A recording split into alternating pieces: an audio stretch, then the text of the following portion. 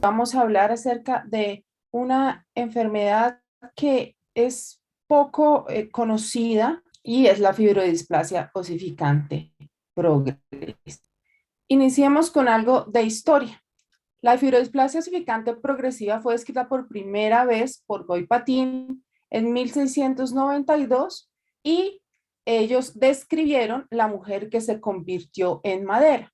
Entonces, recordemos que las primeras descripciones de las enfermedades siempre las hacían haciendo como analogías o metáforas de lo que estaban viendo. Por eso en este momento la mencionaron como la mujer que se convirtió en madera. Luego Muschmeyer dio por primera vez una descripción completa de la enfermedad con un recuento de 12 casos y de ahí el epónimo enfermedad de Muschmeyer. Así que también la podemos encontrar con este nombre. Fairbank ya sugirió el término fibrositis osificante progresiva. McKusick, siguiendo a Bauer y a Bolt, favoreció el nombre de fibrodisplasia osificante progresiva y Stoneham ilustró su artículo con la imagen de un esqueleto con la condición en el Museo del Royal College of Surgeons en Dublín. O sea, ya tenemos descripciones desde bastante tiempo atrás de la enfermedad.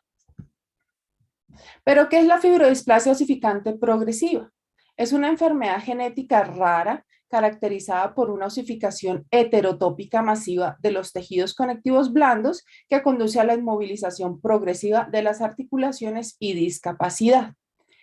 Esa osificación heterotópica, ya vamos a ver exactamente a qué nos referimos, pero podemos decir que es hueso en lugares donde normalmente no debería haber hueso.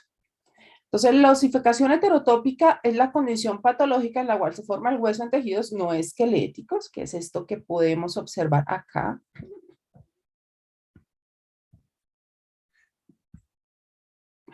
Es esto que podemos observar acá. Y el hueso heterotópico va a ser muy similar al hueso endocondral o al intramembranoso.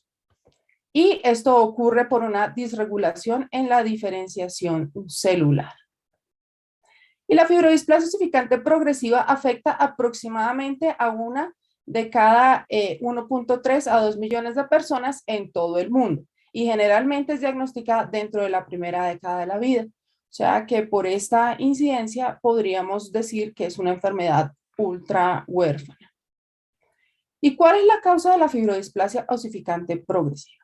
Básicamente son mutaciones en el gen ACVR1. Ya vamos a ver realmente cómo es que ocurre todo. Y hay una mutación heterocigota común, o sea, una mutación en una de las dos copias del gen, que es la R206H, que es la más frecuente y la que se encuentra en la mayoría de los pacientes diagnosticados con FOB clásica. Y este gen codifica para un receptor que es el receptor BMP tipo 1. Se ha descrito como esporádica, pero hay 5 pequeñas familias multigeneracionales, o sea, donde en varias generaciones vemos una persona afectada. Se han descrito también 2 personas afectadas, 2 hijas afectadas de una mujer sana. También se han descrito afectados hijos de un padre afectado y hasta la fecha todas las mutaciones de ACVR1 son de ganancia de función, o sea, se vuelve un poco más efectivo el gen. Y no se han descrito personas portadoras de la mutación que no presenten el cuadro clínico.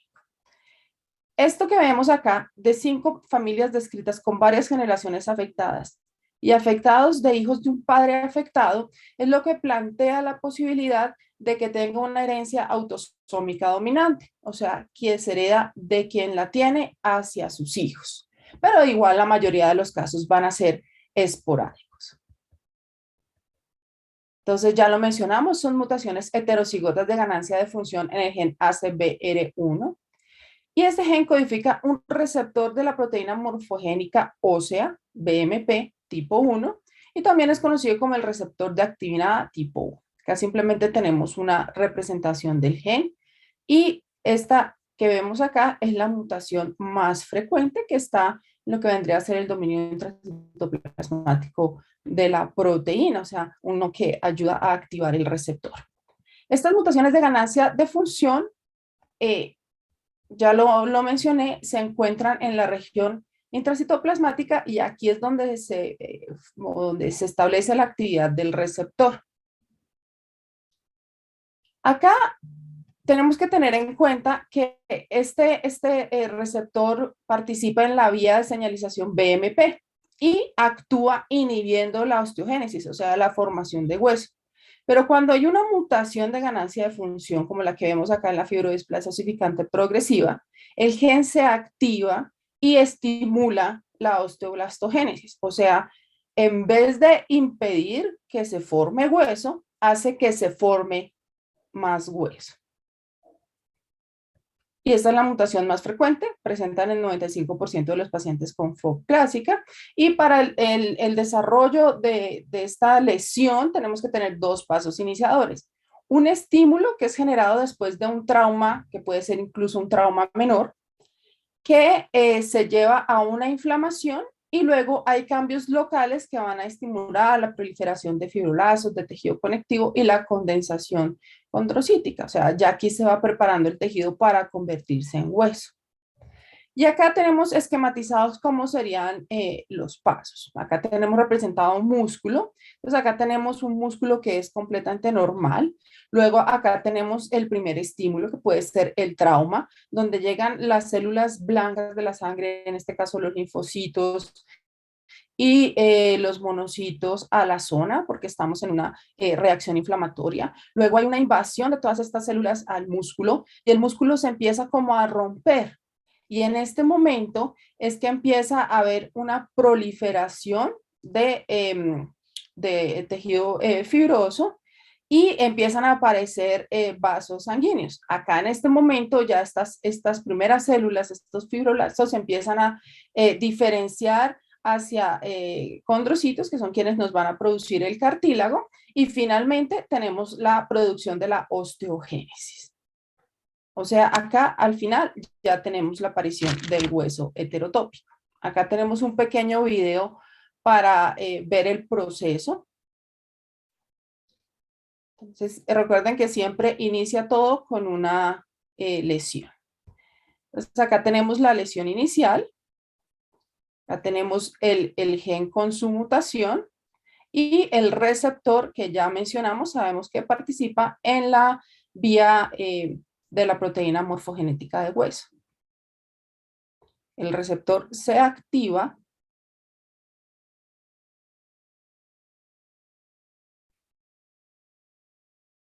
y ahí responde a la señal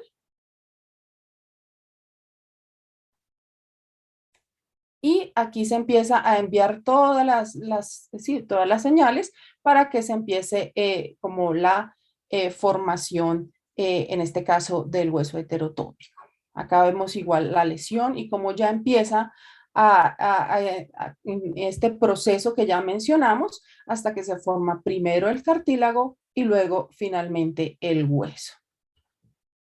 Y es un hueso que, dependiendo de la extensión de la lesión, pues va a tener el mismo tamaño de ella.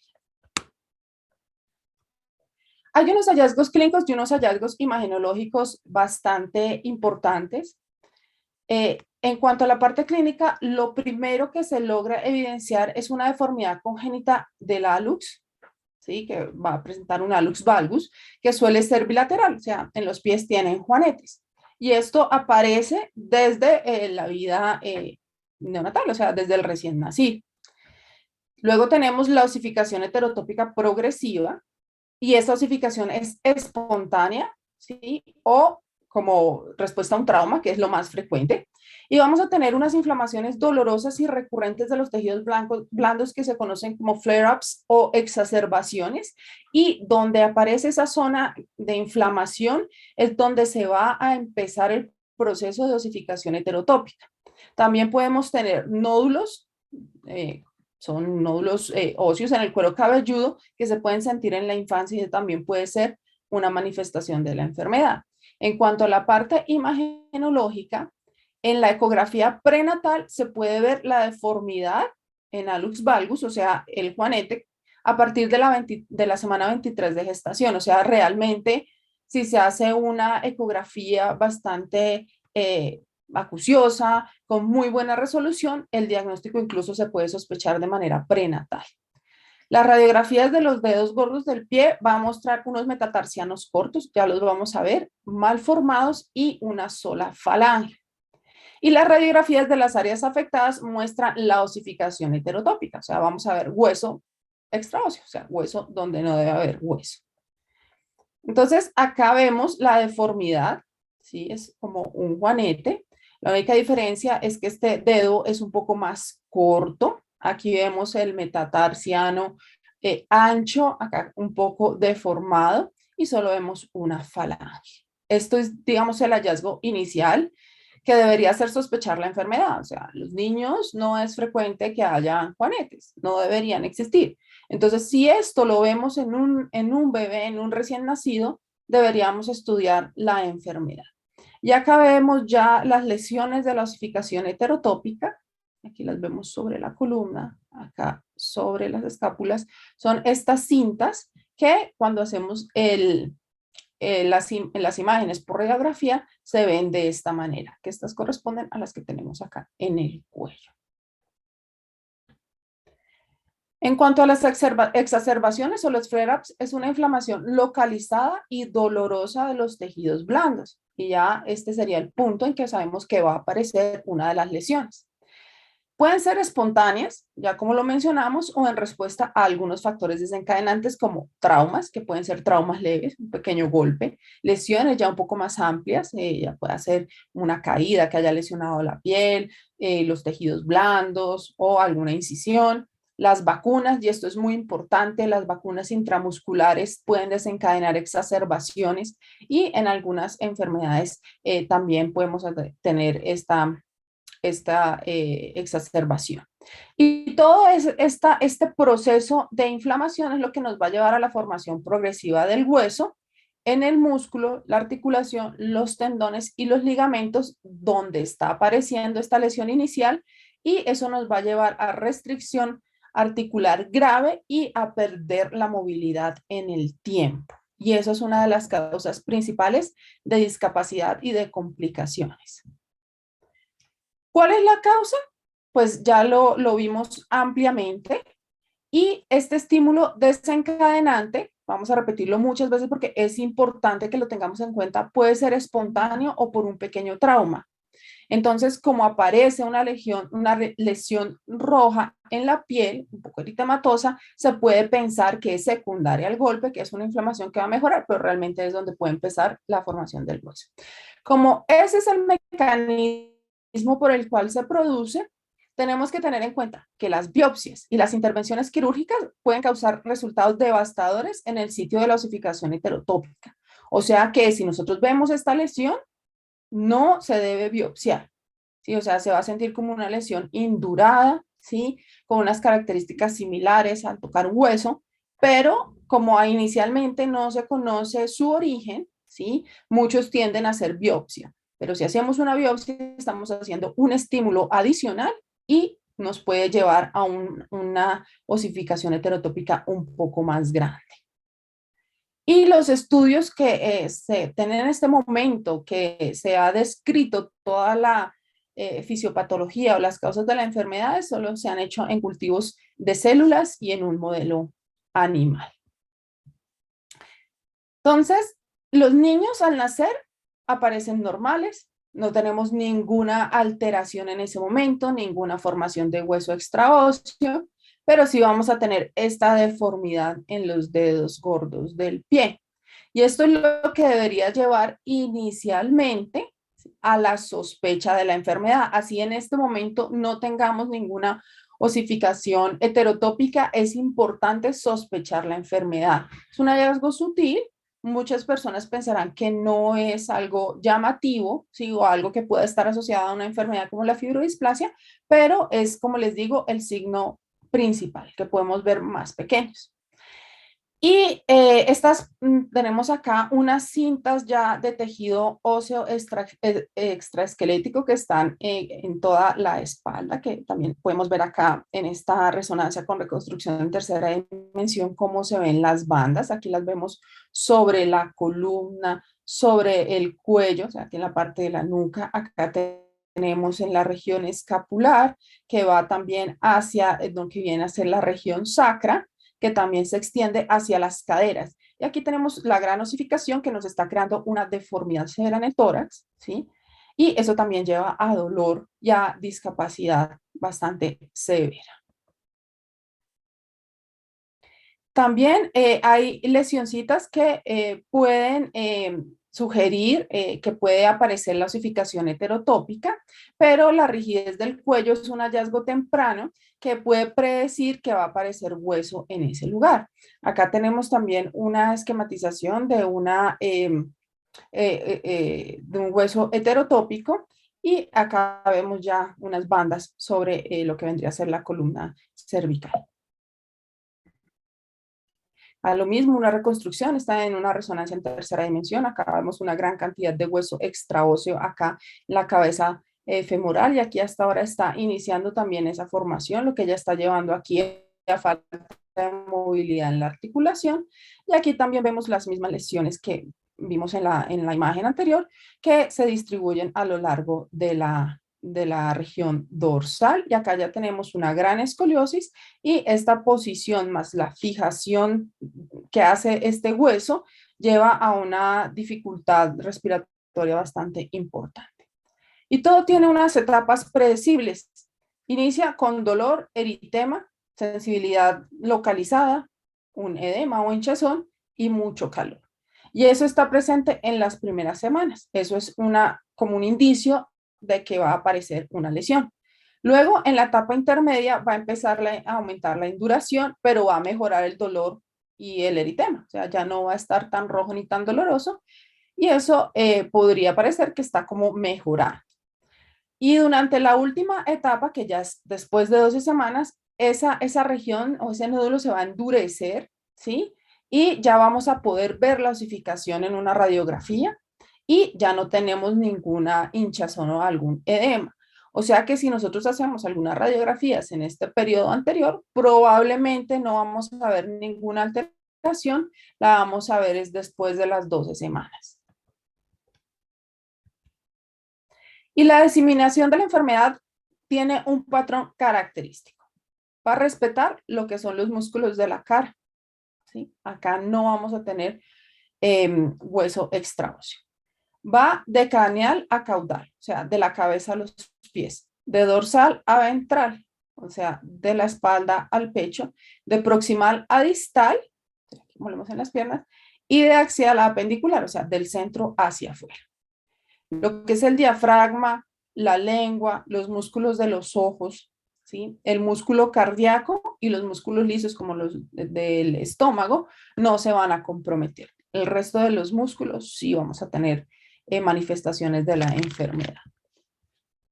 Tenemos una clasificación, esta es la que se ha propuesto, con las características de la FOB clásica, que es la que he venido hablando todo este tiempo, que tiene las características clínicas que ya hemos mencionado y la mutación frecuente.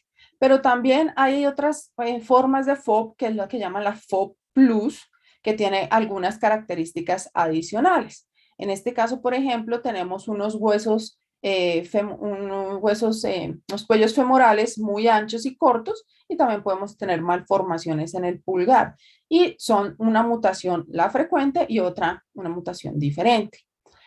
También hay unas variantes de FOB donde también podemos tener algunos fenotipos diferentes, como el fenotipo del Marfan, que son personas altas y muy delgadas. Podemos tener criptorquidia, o sea, testículos no descendidos, glaucoma en la infancia. Y algunos también se han descrito con discapacidad cognitiva, adelgazamiento del cuero cabelludo y también tenemos una forma de aparición tardía de la osificación heterotópica. Cada una de estas variantes tienen unas mutaciones diferentes descritas, pero si vemos, siempre vamos a tener la mutación más frecuente presente. Esta es la escala CAGIS, que es la escala que va a permitir evaluar la movilidad y el estado funcional de los pacientes o de las personas afectadas con FOB. Está diseñada para evaluar la limitación en 15 localizaciones anatómicas y se utiliza para calcular la afectación de todo el cuerpo con un puntaje de 30. Y estas puntuaciones se correlacionan con la edad del paciente, su estado ambulatorio y sus actividades diarias, o sea, si todavía puede caminar y cómo se desempeña en su vida diaria, si es independiente en sus necesidades diarias o si ya necesita alguna ayuda de un cuidador. Hace también una medición global de la disfunción articular y eso es beneficioso para el seguimiento clínico y los entornos de los ensayos clínicos. Y la evaluación de la movilidad informada por el paciente se utiliza para evaluar la carga de la enfermedad, pero también se utilizan las mismas localizaciones que el CAGIS. Acá, cuando está afectado, se le da un punto y cuando ya está anquilosado, o sea, cuando ya no se puede mover, no hay movimiento, tiene 2 puntos. Y eso nos va a dar el puntaje. ¿Qué complicaciones podemos tener? Una pérdida de peso severa después de la anquilosis de la mandíbula. Cuando ya la mandíbula se queda fija, ellos ya no pueden alimentarse adecuadamente y vamos a tener pérdida de peso. Y una de las complicaciones más severas es el síndrome de insuficiencia torácica o TIS, que se da porque la caja torácica empieza a tener algo de restricción, tiene una forma anormal, una posición en la cual no es muy efectiva su funcionamiento y esto nos va a llevar a neumonías e insuficiencia cardíaca. Y esta es la mayoría de los casos la causa de muerte. Cuando tenemos esta aparición de hueso heterotópico en las extremidades, podemos tener linfedema severo, se acumula la linfa y eso lleva también a unas complicaciones a nivel vascular, donde podemos incluso tener pérdida de sensación o si no se atiende esto rápidamente, hace algo que se llama un síndrome compartimental, donde quedan atrapados todos los tejidos y eventualmente podría ser un desenlace catastrófico. Y también tienen algo de hipoacusia conductiva. En cuanto al diagnóstico, no hay hallazgos en laboratorios de rutina. Todos los laboratorios que se hacen para establecer el estado de salud, como por ejemplo en los chequeos ejecutivos, van a salir normales. Hay una proteína que es la proteína de ácido retinoico derivada del cartílago que se va a elevar siempre en las exacerbaciones, pero la medición de esta proteína se encuentra en investigación, o sea, todavía no la tenemos disponible para poderla solicitar en caso de que pensemos que está apareciendo una exacerbación. No hay criterios diagnósticos como tal, sí tenemos los hallazgos clínicos y los imagenológicos, pero no hay como una combinación de estos con un puntaje que nos dé el diagnóstico. Los niveles de fosfatasa alcalina solo se van a aumentar hasta la fase osteónica de la lesión, o sea, cuando ya se está formando el hueso. Así que no puede usarse como un biomarcador confiable que permita predecir la osificación heterotópica, porque cuando ya está alta, ya tenemos hueso. Entonces, teniendo en cuenta esto, el diagnóstico de FOP es clínico, pero requiere confirmación genética. Dos opciones. Podemos analizar o la mutación frecuente. Como la mutación está presente en más del 90%, está en el 95% de los afectados, se sugiere iniciar con el análisis de la mutación frecuente y si no se encuentra, pues ahí sí mirar todo el gen. Ya para detectar las osificaciones heterotópicas podemos utilizar radiografías simples y TAC. Claro que la resonancia es mucho mejor porque no tendríamos irradiación. ¿Sí? Pero cuando tenemos múltiples anquilosis articulares, a veces es difícil entrar en un resonador, entonces ahí se sugiere realizar ecografía. Esta ecografía y la resonancia magnética pueden utilizarse para identificar la inflamación y el edema que va a iniciar toda la osificación heterotópica y también se puede hacer un PET-CT, que es algo un poco más funcional, donde se identifica la actividad osificante temprana. O sea, con esta tomografía podemos ver dónde está apareciendo ese hueso heterotópico y cómo va a progresar. En cuanto al embarazo, las mujeres son fértiles, los hombres también, pero en este caso vamos a hablar de cuando una mujer con FOP se embaraza. Entonces vamos a tener riesgos, igual tenemos los riesgos que tiene cualquier mujer embarazada durante su embarazo, pero adicionalmente vamos a tener otros adicionales, riesgo de exacerbaciones durante el embarazo en cualquier localización. Riesgo de dificultades respiratorias durante el último trimestre. Recordemos que tenemos un gran compromiso de la caja torácica, entonces cuando ya el bebé está casi a término o ya tiene un tamaño mayor, pues eso va a aumentar la restricción pulmonar y eso nos puede llevar también a algunas consecuencias catastróficas.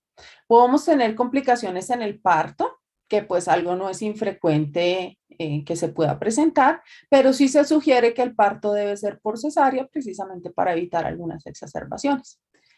Pero también tenemos un riesgo en la anestesia general para el parto por cesárea, entonces también tenemos que como buscar la mejor estrategia porque es lo que se recomienda para el parto. Y podemos tener también riesgo de flebitis y de embolia pulmonar, ¿sí? Por toda la estasis venosa que se hace en las extremidades. Y no se sabe si el uso de la amniocentesis ha causado complicaciones en la madre. Como ya lo mencionamos al inicio, se piensa que puede ser heredado de quien lo tiene hacia sus hijos, con una herencia autosómica dominante. Entonces, si la mamá está embarazada, ella tiene un 50% de riesgo de heredarle la enfermedad a sus hijos. Entonces, se puede hacer un diagnóstico prenatal, pero hasta el momento no se sabe si esa amniocentesis va a tener alguna complicación o si va a exacerbar también el cuadro clínico.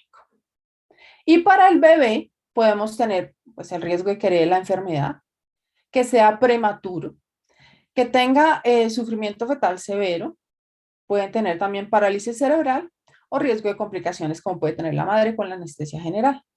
Y en el momento del parto sí se sugiere que debe haber un equipo capacitado en reanimación de bebés de alto riesgo por todas las complicaciones que podemos tener, tanto por la madre afectada con FOP como la posibilidad de que el bebé también venga afectado. O sea que lo ideal es que sea un embarazo planeado, ¿sí?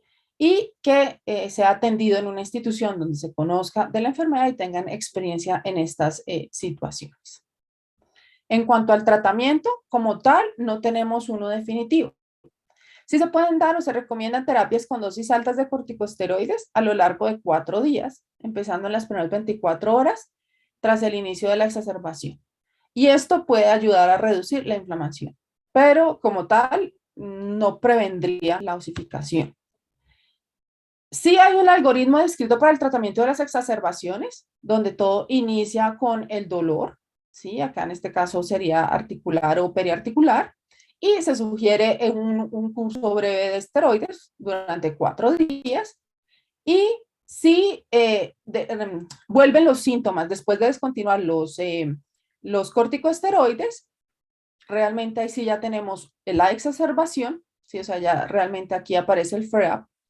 Tenemos que continuar los corticosteroides más o menos hasta 10 días y cuando se suspenden, si siguen los síntomas después de este proceso, pues pues podemos colocar AINES o inhibidores de COX-2.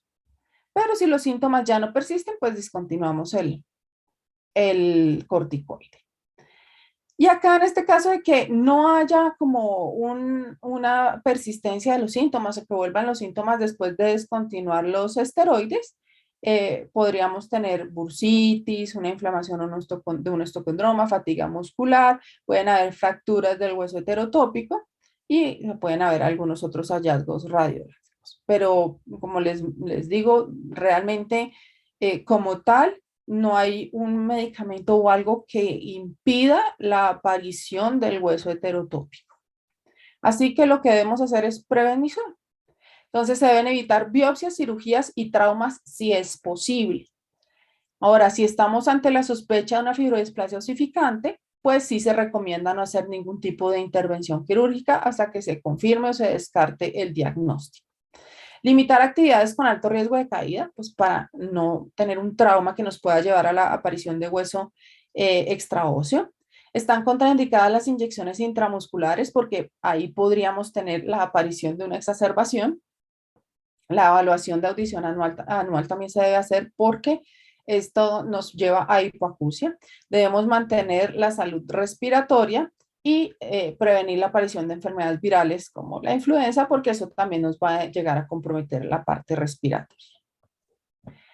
Sí hay varias terapias en curso. Acá simplemente lo traje para mostrar cuántos estudios clínicos o cuántas sustancias están estudiando para ya poder tener un tratamiento. Están en diferentes fases. La mayoría están en fases preclínicas, o sea, en estudios todavía en animales. ¿sí? Y en laboratorio. Y hay unas que ya están en fase 1 o fase 2, donde ya se está mirando seguridad y eficacia. Hay varias moléculas, todas son muy prometedoras, pero por ahora no hay ninguna disponible. Y hay una que va incluso en fase 3. Entonces, ¿qué mensajes para llevar a casa? El diagnóstico de FOP es clínico, pero requiere confirmación genética. Y esa es la presencia de la mutación en el gen ACVR1, que también se conoce como ALK2. Si se sospecha FOP, todos los procedimientos selectivos, como cirugías, biopsias, inyecciones e inmunizaciones, deben posponerse hasta que se haga un diagnóstico definitivo. Si por alguna razón no es posible, pues debemos tener en cuenta que puede desencadenarse una exacerbación. Se recomienda la prevención de caídas y también se sugiere utilizar el casco protector. Y es muy importante evitar los deportes de contacto, el estiramiento excesivo de los tejidos blandos y la fatiga muscular, porque todo esto va a llevar a exacerbaciones. Y aunque no se dispone de un tratamiento eficaz para la fibrodisplasia ossificante progresiva, algunos medicamentos como los corticosteroides, los AINES, los inhibidores de COX-2 están aprobados para su uso durante las exacerbaciones y mejorar la calidad de vida. Y debido a la complejidad de la enfermedad o de esta condición, el diagnóstico sigue siendo un desafío para los médicos. Pero recordemos que el signo más temprano es la deformidad del dedo gordo del pie. Entonces, esto es algo que no debería estar en los niños, lo repito. Entonces, si vemos eso, es como un indicador de que debemos estudiar la fibrodisplasia ossificante progresiva. Entonces, aunque el diagnóstico sigue siendo un desafío, tenemos un signo clínico pivote que nos puede llevar a un diagnóstico rápido, que es lo importante para poder iniciar todo el seguimiento en el momento que es. Cuando ya tengamos una terapia disponible en algún futuro, el diagnóstico temprano también va a ser muy importante para poder iniciar la terapia en el momento adecuado y evitar que tengamos complicaciones de la enfermedad.